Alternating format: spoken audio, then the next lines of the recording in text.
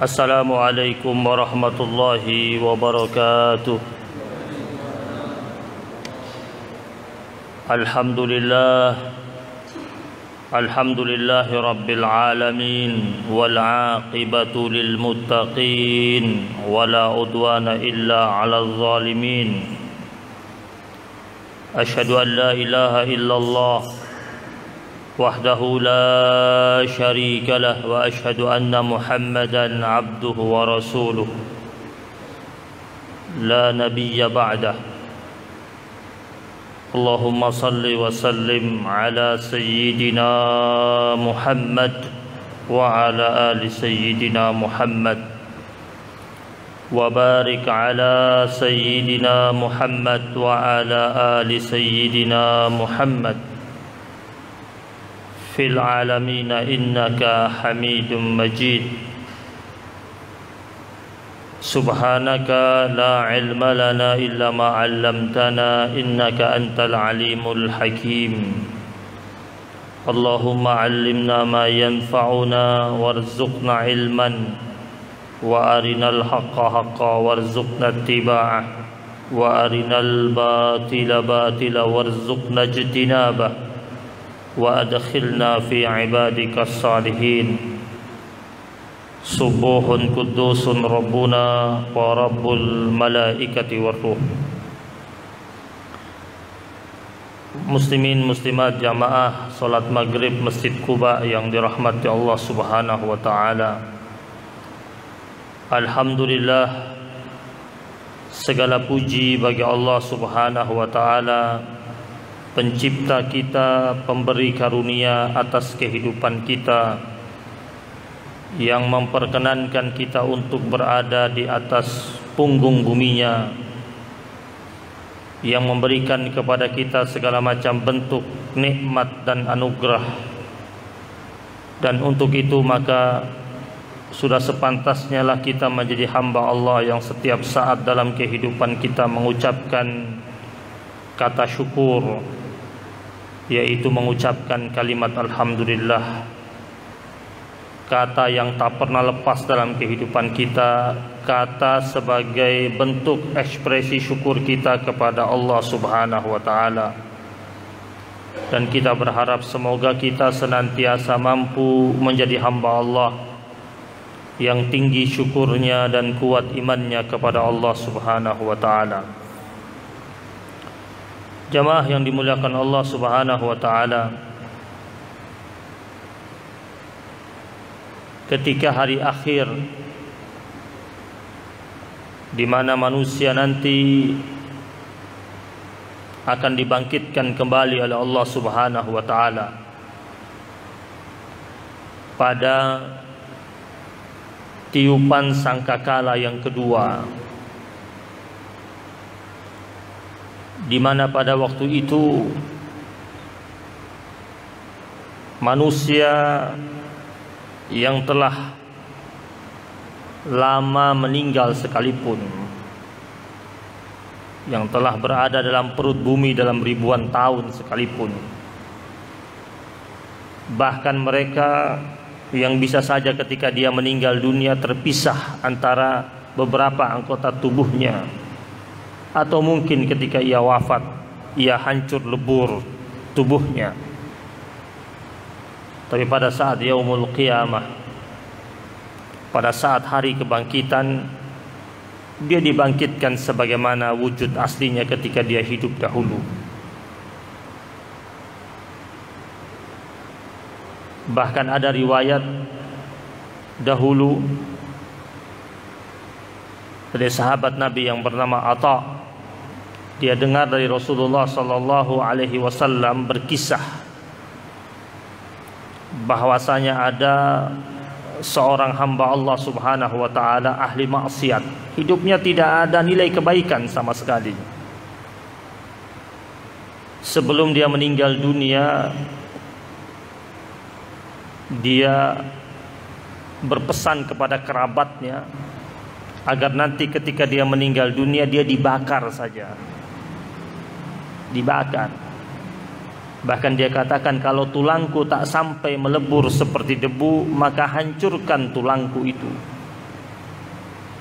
Kemudian setelah itu saya minta agar debu tubuh saya ini ditaburkan di daratan yang begitu jauh dan lautan yang begitu jauh. Dan kata Rasulullah sallallahu alaihi wasallam, ternyata orang itu nanti di hari akhir Allah bangkitkan dia kembali. Dia merasa bahwasanya nanti tubuhnya itu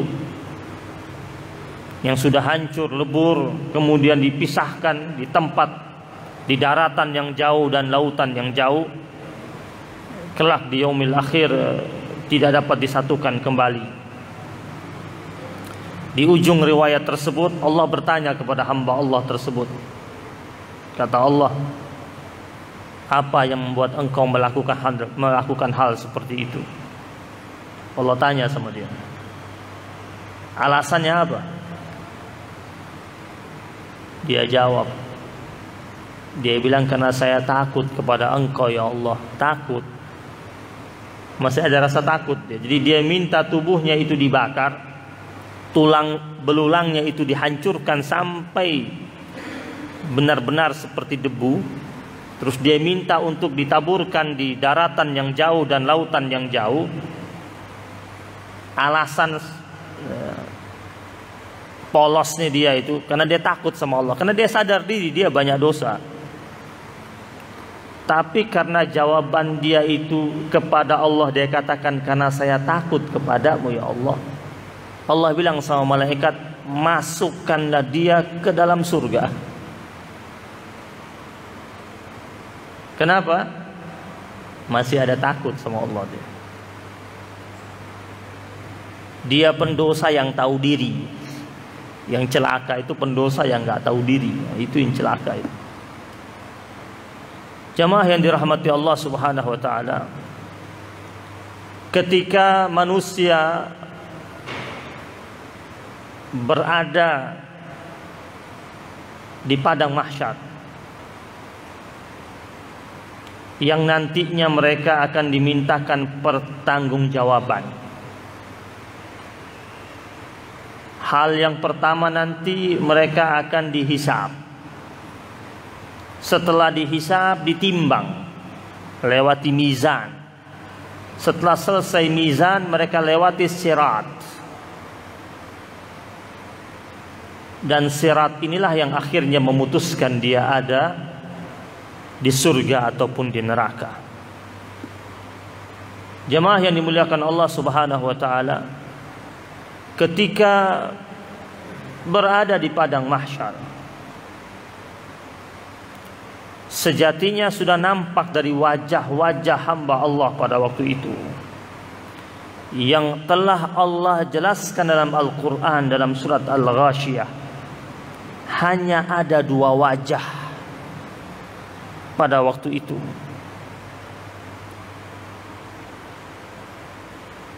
Wujuhu yawma izin khashi'ah atau wujuhu yawma izin na'imah.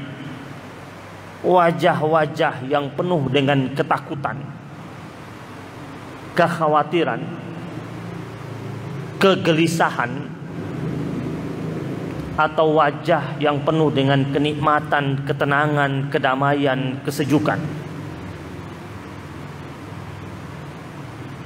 Makanya ketika turun surat Al-Ghashiyah ini sejatinya menjelaskan kepada kita tentang kejadian yang bakal terjadi dan pasti akan terjadi di hari akhir. Menarik sekali tentang surat Al-Ghashiyah. Surat Al-Ghashiyah ini surat yang suka dibaca oleh Nabi. Dan biasanya Nabi membacanya ketika mengimami sholat hari raya. Hari raya, hari yang penuh dengan sukacita, yang biasanya agama-agama lain ketika mereka merayakan hari raya mereka itu penuh dengan pesta pora, penuh dengan dansa-dansa, penuh dengan joget-joget, penuh dengan minuman keras. penuh dengan suasana tabzir, suasana yang banyak menghabiskan sesuatu yang tidak ada manfaatnya. Tetapi berbeda dengan umat Islam ketika mereka merayakan hari raya mereka diisi dengan nilai ibadah, sholat hari raya, sholat Id. Tapi yang menarik adalah pada waktu sholat Id itu yang dibaca oleh Nabi tentang kejadian hari akhir, menandakan bahwasanya kita sebagai umatnya Nabi Muhammad sallallahu alaihi wasallam ketika kita sedang merayakan hari raya, kita tetap ingat. Jangan sampai kita terbuai dengan hari raya tersebut, kemudian akhirnya melakukan hal-hal yang dilarang oleh Allah Subhanahu wa taala. Makanya Nabi sering mengimami salat hari raya, yang Nabi baca salah satunya surat Al-Ghasyiyah. Surat yang mengingatkan tentang kondisi hari akhir.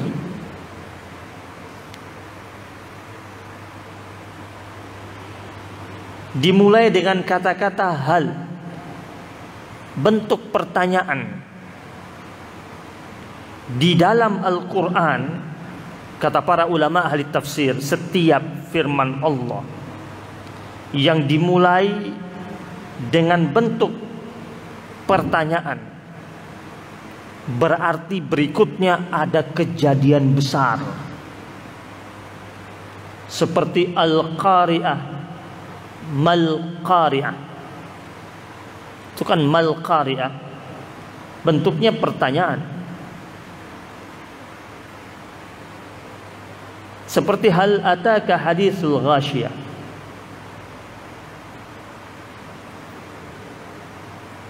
Ketika Allah Subhanahu wa taala dengan bentuk pertanyaan menyatakan kepada kita, terkhusus kepada Nabi Muhammad sallallahu alaihi wasallam, tentang bukankah telah datang kepadamu berita tentang Al-Ghasyiyah.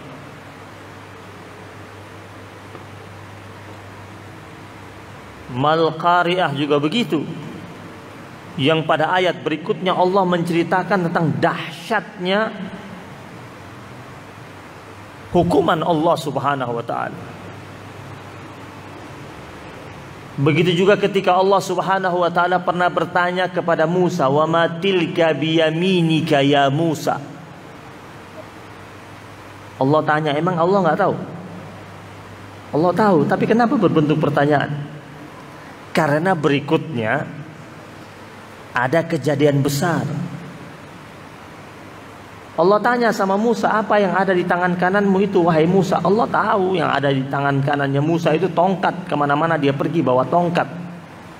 Manusia semua yang berada di sekitar Musa juga tahu. Tapi ternyata tongkat yang Allah tanya sama Nabi Musa itu, yang Nabi Musa pegang setiap hari, atas kehendak Allah, ketika dilemparkan berubah menjadi ular yang begitu besar, mengalahkan ular-ular penyamun dan tukang sihir yang dimiliki oleh kroni-kroni Fir'aun, yang ketika dipukulkan ke lautan terbelah menjadi dua. Tongkat yang sederhana itu atas kehendak Allah dia bisa menjadi sesuatu yang dahsyat. Begitu pula ketika Allah Subhanahu wa taala bertanya kepada Nabi Muhammad sallallahu alaihi wasallam, "Hal ataka haditsul Ghasyiyah?" Bukankah telah datang kepada engkau wahai Rasul berita tentang hari kiamat? Nama hari kiamat ini banyak. Salah satunya Al-Ghasyiyah. Ada Al-Qari'ah, ada Yaumul Qiyamah, Yaumul Hisab, Yaumul Jaza. Hari kiamat semua itu. Yaumul Fasl, hari kiamat juga. Yang untuk kali ini Allah katakan hal ataka haditsul ghashiyah.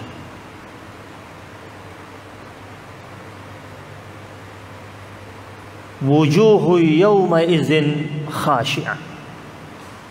Sebelum kita masuk pada ayat yang kedua, ada riwayat suatu hari Rasulullah sallallahu alaihi wasallam pernah berjalan.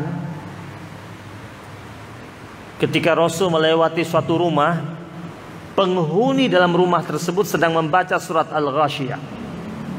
Tepat pada ayat yang pertama, dan pas Nabi lewat. Dan Nabi dengar orang itu dengan suaranya yang begitu bagus membaca hal ataka haditsul ghasyiyah.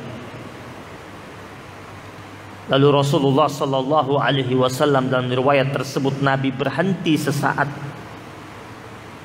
Lalu Nabi berkata, "Na'am, qad ja'ani." Ya, telah datang berita tersebut kepada aku, kata Rasulullah sallallahu alaihi wasallam. Saking Nabi begitu serius mengambil perhatian tentang berita mengenai hari kiamat. Lalu Allah melanjutkan. Jadi kalau Allah memulai firman-Nya dengan bentuk pertanyaan, berikutnya itu kita perlu mempersiapkan diri untuk memperhatikan. Karena pada ayat-ayat berikutnya Allah menjelaskan tentang tragedi besar, kejadian yang maha dahsyat, termasuk dalam surat Al-Ghasyiyah ini. Allah katakan berikutnya, wujuhu yawma idzin khashi'ah. Pada waktu itu wajah-wajah manusia penuh dengan ketakutan. Menarik sekali Allah menyebut dengan kata wajah. Ini indahnya redaksi Al-Quran. Allah katakan wujuh, wajah. Kenapa wajah yang Allah pakai? Coba kita simak baik-baik. Kita ini mengetahui teman kita lagi senang dari mana? Wajahnya. Dia belum cerita, lihat ekspresi wajahnya berseri-seri, lagi senang. Tahu dia lagi sedih dari mana? Ketika wajahnya murung. Lagi bahagia, lagi banyak duit, lagi banyak hutang. Tahu dari mana? Mukanya. Lagi banyak masalah, lagi banyak problem. Dari mana? Dari mukanya. Subhanallah. Allah menggambarkan di hari akhir dengan menggunakan kata wajah juga. Jadi sebelum berada di surga, sebelum berada di neraka, mulai nampak di padang mahsyar itu. Mulai kelihatan dari ekspresi wajah. Yang pertama kata Allah, orang yang datang dengan wajah yang khasyiah, penuh dengan ketakutan. Dan bisa dibayangkan ketakutan di hari akhir itu berbeda dengan ketakutan di dunia tentunya. Kita ketika takut di dunia itu waktu terasa begitu panjang. Antum nih lagi dalam rumah sendirian, gak ada orang, sepi. Tengah malam tiba-tiba takut, ada suara di dapur, padahal suara kucing jatuhin piring. Kita kira ada apa gitu. Gak berani keluar rumah, gak berani keluar kamar, kamarnya dikunci. Pingin cepat-cepat agar malam itu cepat berlalu dan berganti subuh. Kalau dalam keadaan takut, kira-kira panjang gak waktunya terasa? Terasa panjang kan? Kita lihat jam terus, merasa seakan-akan jarum jam itu tak berpindah, padahal berpindah sebenarnya. Tapi terasa begitu lama. Kenapa? Karena dalam keadaan takut. dalam keadaan tidak mengenakan. Orang yang dalam keadaan resah itu waktu terasa begitu panjang. Lain sama orang yang merasa dalam keadaan bahagia. Orang kalau lagi bahagia, siapa yang paling bahagia? Manusia paling bahagia kalau di dunia siapa? Pengantin baru. Pengantin baru itu, wah, rasanya bahagia. Yang ada semua ini pengantin lama semuanya. Pengantin baru itu waktu dia rasa begitu cepat. Sampai ada syair bilang, pengantin baru suka bilang, ya lailutul, wahai malam panjanglah engkau. Pengennya malam terus.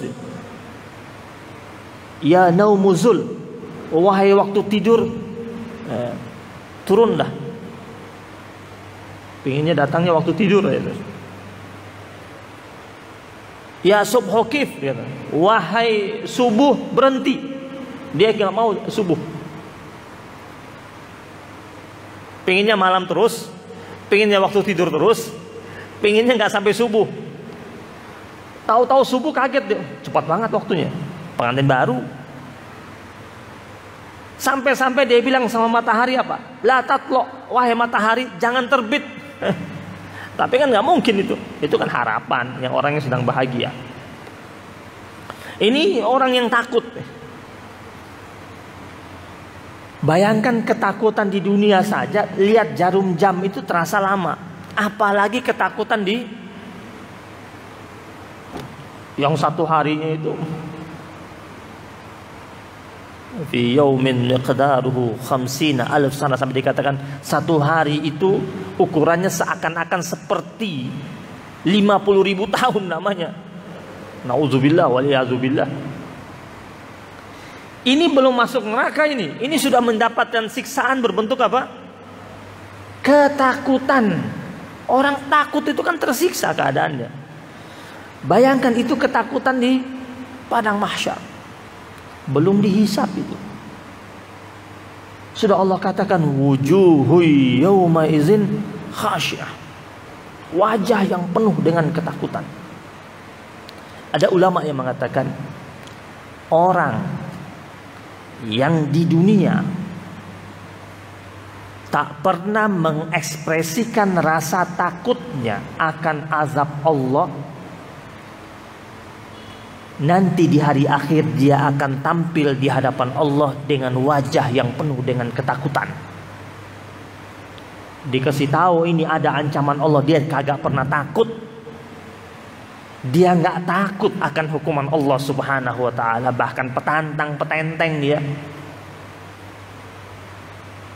Nanti di yaumil akhir dia akan datang di hadapan Allah dengan wajah yang penuh ketakutan.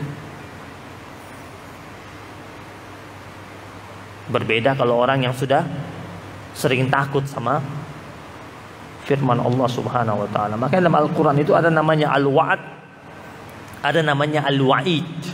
Al-wa'ad itu artinya janji-janji indah Allah yang dipersembahkan kepada mereka yang saleh dan saleha.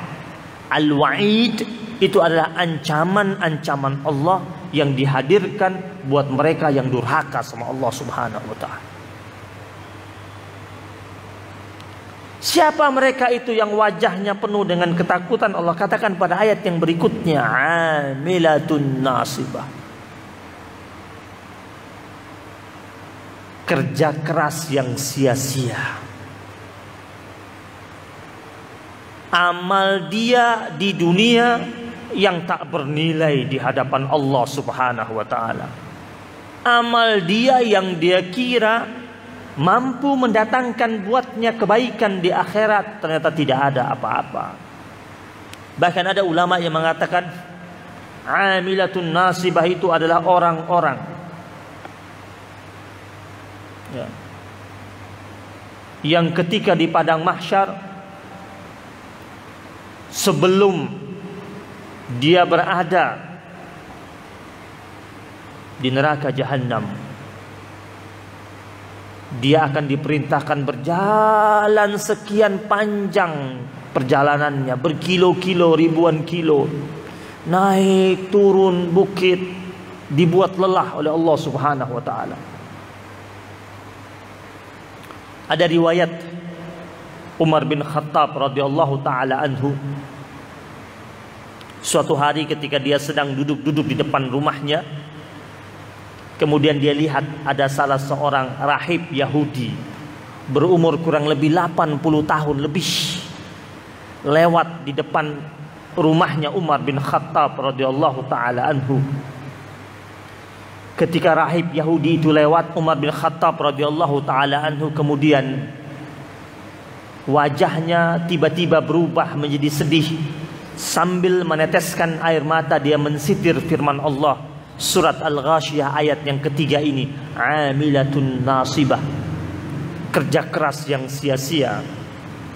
Lalu Umar bin Khattab radhiyallahu taala anhu ditanya oleh sahabat-sahabatnya. Mereka berkata kepada Umar bin Khattab, ya Amiral Mukminin, kenapa tadi kami menyaksikan engkau melihat seorang rahib Yahudi lewat di hadapanmu, kemudian wajahmu tiba-tiba berubah menjadi sedih, dan engkau mensitir firman Allah, amilatun nasibah. Kata Umar bin Khattab, aku kasihan kepadanya. Allah anugerahkan untuknya umur yang begitu panjang, 80 tahun lebih. Dia hidup di buminya Allah Subhanahu wa taala, tetapi dia melakukan amalan-amalan yang dia kira itu baik baginya, tapi ternyata tak membawakan kebaikan untuknya di yaumul akhir.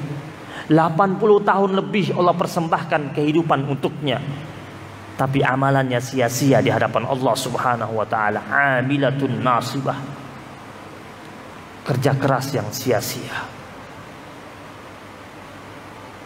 Jamaah dimuliakan Allah Subhanahu wa taala. Setelah dikatakan amilatun nasibah, apa berikutnya yang dia dapatkan?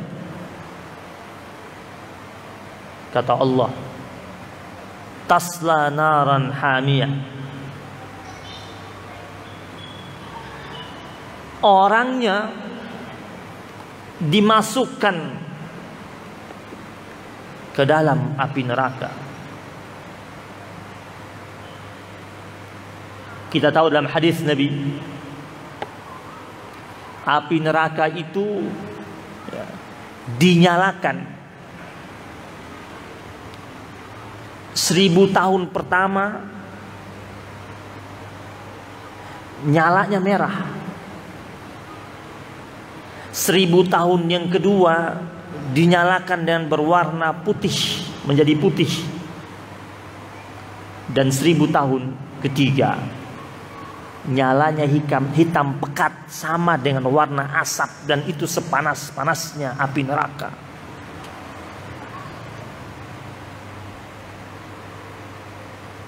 Jadi setelah dinyatakan amal dia ini sia-sia, amal dia ini tak berguna dan tak bernilai di hadapan Allah, baru Allah katakan tasla naran hamiyah. Dihempaskanlah ia ke dalam api neraka yang menyala-nyala, yang sangat panas.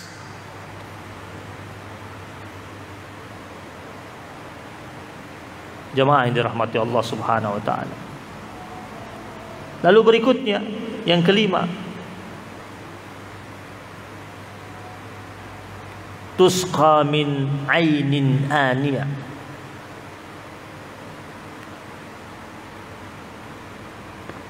Orangnya diberikan minuman.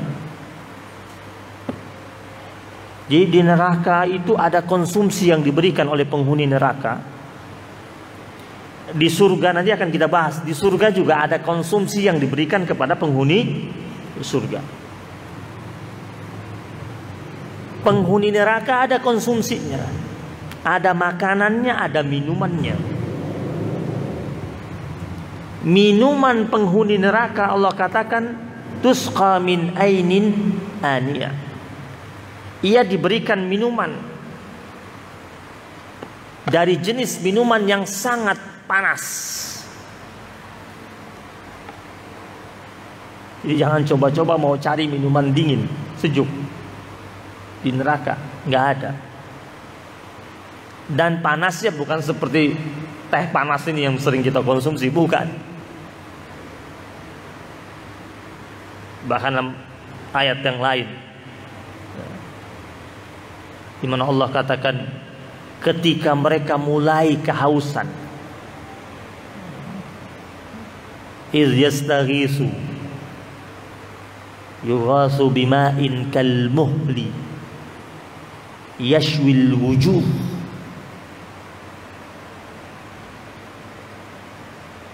bi'sa syarab wasa'at murtafaqa. Ketika penghuni neraka itu sudah mulai kehausan, mereka minta tolong diberikan minuman. Kemudian para malaikat datang bawa minuman untuk mereka itu. Dikasih minumannya, bukan tidak dikasih, dikasih. Tetapi yughasu bima'in kalmuhli, mereka diberikan minuman berbentuk cairan besi atau cairan timah panas yang mendidih. Ini bukan dongeng, ini Al-Quran yang berbicara. Jangan anggap ini dongeng, ini Allah yang berbicara. Yughasu bima'in kalmuhli, airnya itu bukan air panas biasa, airnya adalah cairan timah panas yang mendidih dan dipaksakan untuk diminumkan kepada mereka. Dan ketika baru sampai di mulutnya, Allah katakan yashwil wujuh, ketika nempel di bibirnya meleleh seluruh mukanya. Nempel di bibirnya, ya, yashwil wujuh kata Allah, mukanya hilang, meleleh mukanya. Mengerikan. Allah katakan bi'sa syarab wasa'at murtafaqa. Inilah seburuk-buruknya minuman dan sejelek-jeleknya tempat kembali. Itu.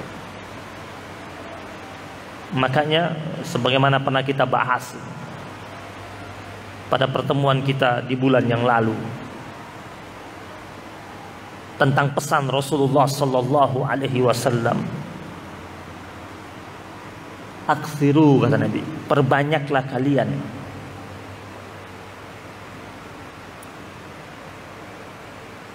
min zikri hadimil lazat, dari mengingat-ingat pemusnah segala macam bentuk kelezatan.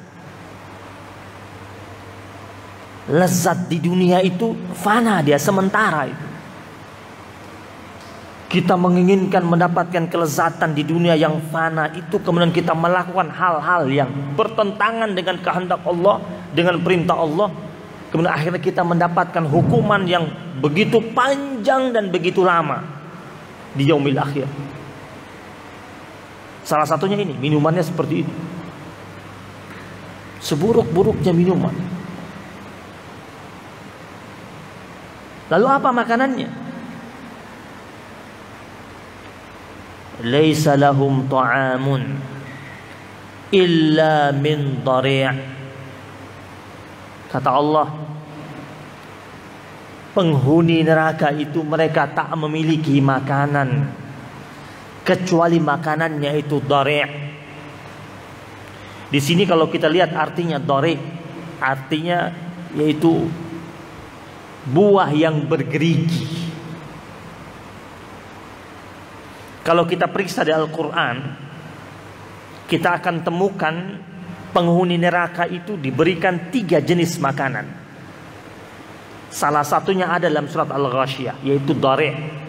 Ada pada surat yang lain Allah berbicara tentang ada namanya zakum, ada namanya ghislin. Dan semuanya nggak enak. Ya, ada zakum, ada ghislin. Ya, ghislin itu nanah yang bercampur kotoran.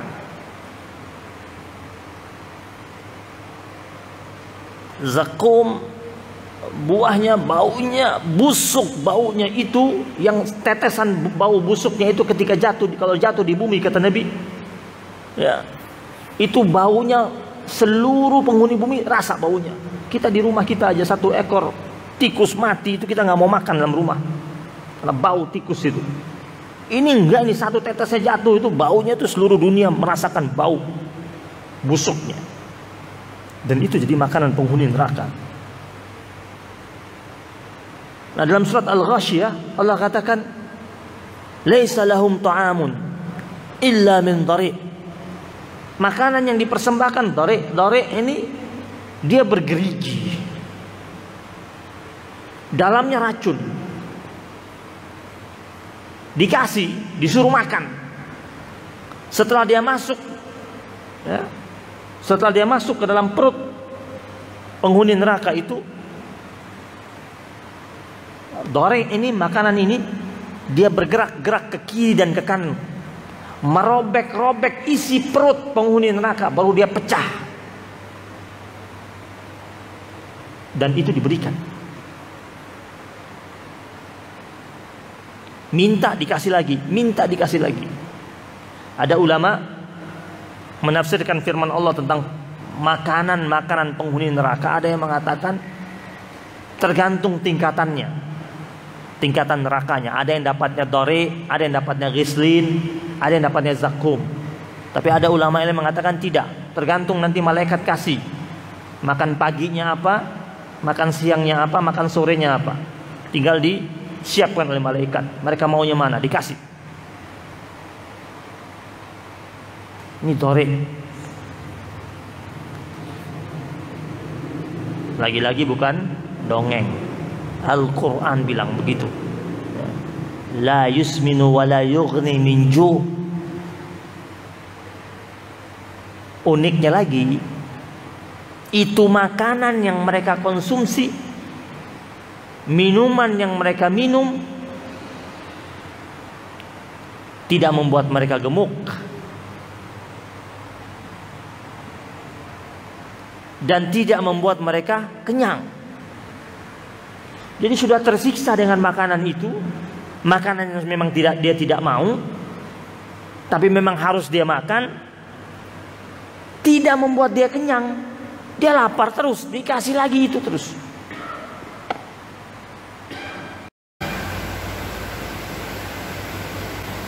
Ini yang pertama. Tentang siapa ini? Tentang wajah yang penuh dengan ketakutan. Itu sudah kelihatan dari wajahnya. Setelah ketakutan, setelah itu akhirnya baru dia dikasih tempat. Kan ketika nanti di yaumil akhir, itu kan kaki-kaki kita itu tidak beranjak dari tempat kita berdiri sampai kita ditanya 4 hal. Dan kita menunggu kan ditanya tentang 4 hal. Dan ketika kita sedang menunggu untuk menjawab pertanyaan tentang 4 hal tersebut, sudah mulai terlihat dari wajah kita. Wajah takut atau wajah bahagia. Nah, ini yang pertama, wajah yang takut. Sekarang yang kedua, wujuhun yawma idzin na'imah. Wajah-wajah yang penuh dengan kenikmatan, kesenangan. Yang lain merasa panas, dia nggak rasa panas. Dia rasakan sejuk. Yang lain berpeluh dengan keringat, dia tidak adem. Siapa itu? Wujuhun yawma idzin na'imah. Hamba-hamba Allah yang kata ulama ahli tafsir, hamba-hamba Allah yang ketika di dunia selalu mengekspresikan takut akan azab Allah Subhanahu wa ta'ala. Hamba Allah yang di dunia senantiasa membaca firman-firman Allah yang berkaitan dengan surga, dia menjadi bahagia. Ketika berkaitan dengan neraka, dia menjadi takut. Makanya kalau ada teman kita tanya sama kita, saya ingin banget menjauhi maksiat, bilang sama dia, ente baca aja firman-firman Allah yang berbicara tentang azab neraka. Sering baca firman Allah berkaitan dengan azab neraka. Kalau dia masih hamba Allah yang mukmin, masih ada iman dalam dirinya walaupun tipis iman, setiap hari dia baca firman Allah, dia cari firman Allah tentang azab-azab neraka, maka perlahan-lahan dia pasti akan menjauhi maksiat. Ada teman kita bilang sama kita, saya ingin jadi hamba Allah yang saleh, yang taat, suka ibadah, suka puasa, rajin tahajud. Gimana caranya? Bilang sama dia, sering-seringlah membaca firman Allah tentang janji-janji indah Allah, membaca firman Allah tentang pahala-pahala yang bakal Allah berikan, membaca firman Allah tentang nikmat-nikmat surga. Kalau dia sering bertemu dengan firman Allah tentang nikmat-nikmatnya surga, tiap hari dia baca, tiap hari dia lihat artinya, maka lama-lama dari hari ke hari terpacu dirinya untuk melakukan kesalehan demi kesalehan, kepatuhan demi kepatuhan, ketaatan demi ketaatan, sehingga akhirnya dia menjadi pribadi yang senantiasa menyongsong janji indah Allah dan mudah akhirnya dia ditempatkan di surga Allah Subhanahu wa taala yaumul akhir. Nah, ini wujuhu yaumazin na'im. Penyebabnya apa? Lisa'yiha radiyah. Disebabkan amal ibadahnya diridhoi oleh Allah Subhanahu wa ta'ala. Allah ridha. Kalau tadi yang wajah penuh ketakutan itu sebabnya apa? Amilatun nasibah. Amalnya, kerja kerasnya, amaliyahnya, usahanya, ikhtiarnya sia-sia. Nah, patut kita menjadi perhatian buat kita ketika Allah katakan lisa'yiha radiyah, bahwasanya kita ini semuanya dihantarkan ke surganya Allah Subhanahu wa taala disebabkan tidak lain karena ridhonya Allah Subhanahu wa taala. Amal kita itu ikhtiar kita, amal kita itu kerja keras kita, usaha kita, dan memang kewajiban kita. Tapi amal kita bukan satu-satunya yang menghantarkan kita ke surganya Allah Subhanahu wa taala. Makanya kita ini setiap kali selesai melakukan amaliyah ibadah, kita tetap mengatakan minta ridhonya Allah Subhanahu wa taala. Ingat pesan Nabi. Nabi pernah bersabda, innakum la tadkhuluna al-jannata bi'amalikum. Wahai sekalian manusia, sesungguhnya kalian itu tidak masuk surga semata-mata karena amal kalian. Surga ini memang dambaan kita, tetapi masuknya kita ke dalam surga Allah disebabkan ridhonya Allah Subhanahu wa taala. Makanya kita ketika doa kita bilang, Allahumma inna nas'aluka ridhaka wal jannah. Kita sebut ridho dulu. Tiap hari sih kita minta surga, tapi surga itu akan kita dapatkan jika ada kunci ridhonya Allah Subhanahu wa taala. Bahkan ketika kita doa kita bilang apa? Allahumma inna nas'aluka ridhaka wal jannah. Ya Allah, sesungguhnya kami meminta ridhomu dan surga. Dan ternyata di dalam surat Al-Ghasyiyah Allah katakan wajah yang ceria itu disebabkan lisa'yiha radiyah, karena semua usahanya, seluruh amaliyahnya mendapatkan mahkota ridhonya Allah Subhanahu wa taala. Ada sebuah kisah ini Nabi ceritakan sama sahabat-sahabat dalam hadis tadi. Ada seorang hamba Allah kasih dia umur 500 tahun. Ada yang mau 500 tahun? Ada? Yang mau? Dulu ada hamba Allah kasih dia umur 500 tahun katanya. 500 tahun umurnya. Allah tempatkan dia di sebuah pulau. Dia hidup sendiri di sebuah pulau di tengah lautan. Dan pulau tersebut ada pohon delima yang berbuah tanpa ada habisnya. Ada juga pohon anggur yang tak pernah berhenti berbuah. Hamba Allah ini makan itu aja. terus dia minum dari sumber air tawar. Pulau di tengah lautan, airnya payau. Ada sumber mata air yang terus ada, airnya air tawar yang enak dia minum. Hamba Allah ini hidupnya diisi dengan ketaatan dan kesalehan. Ya praktis nggak ada dosa nih. Hidup sendirian nggak ada dosa.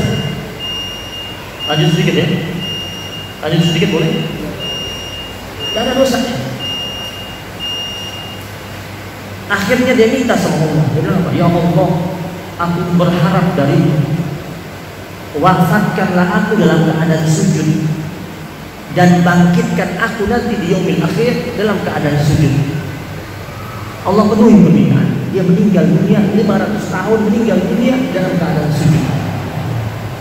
Lalu kata Rasul, orang ini dibangkitkan nanti dalam keadaan sujud.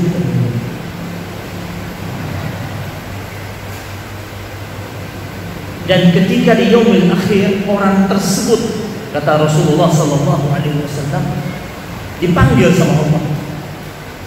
Allah tanya sama dia, siapa yang membuat umurmu menjadi panjang, yang menganugerahkan engkau umur panjang tanpa ada sakit? Dia bilang, engkau ya Allah. Siapa yang memberikan engkau pohon yang berbuah tanpa henti di tempatmu? Engkau ya Allah. Siapa yang memberikan engkau kekuatan mampu beribadah sepanjang siang dan malam selama 500 tahun lamanya tanpa letih? Siapa yang memberikan engkau kekuatan? Engkau ya Allah. Lalu Allah katakan, atas nama rahmat dan ridhoku, aku perintahkan malaikatku untuk masukkan engkau ke dalam surga. Dan engkau dimasukkan berkat rahmat dan ridho. Hamba Allah ini dia agak terkejut karena Allah nggak sebut amalnya. Soalnya selama 500 tahun dia taat terus. Dia bilang, ya Allah, dan juga dia ingin disebut amalnya, dan juga amal. Allah ulang sampai 3 kali. Dia tetap mengatakan ya Allah dan juga amalku. Maksudnya dia amalku gimana ini? Akhirnya apa kata Allah? Allah panggil malaikat, kata Allah, wahai para malaikat, sekarang coba ditimbang amal dia selama 500 tahun dengan kebaikan-kebaikan, rahmatku, anugerahku yang aku turunkan kepadanya selama hidup. Ditimbang sama malaikat, ditimbang jamaah sekalian, ditimbang.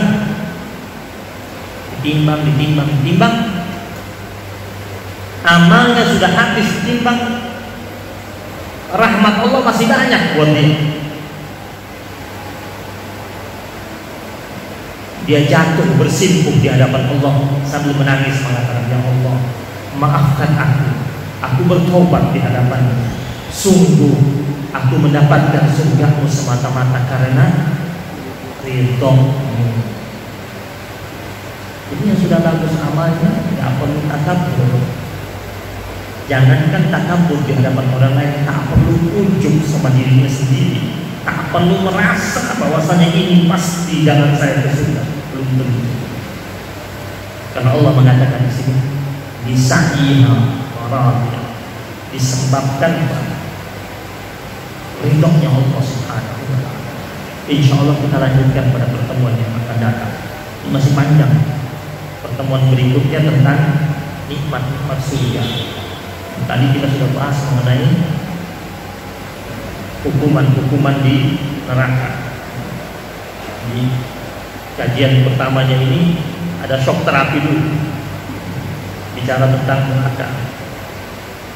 Nanti berikutnya tentang kebahagiaan surga yang Allah Subhanahu wa ta'ala. Insyaallah kita bahas pada pertemuan yang akan datang. Rabbana taqabbal minna innaka antas samiul alim wa tub 'alaina ya maulana innaka antat tawwabur rahim. Wa sallallahu ala sayyidina Muhammadin nabiyil ummi wa ala alihi wa sahbihi wa baraka wa sallam alhamdulillahi rabbil alamin. Assalamualaikum warahmatullahi wabarakatuh.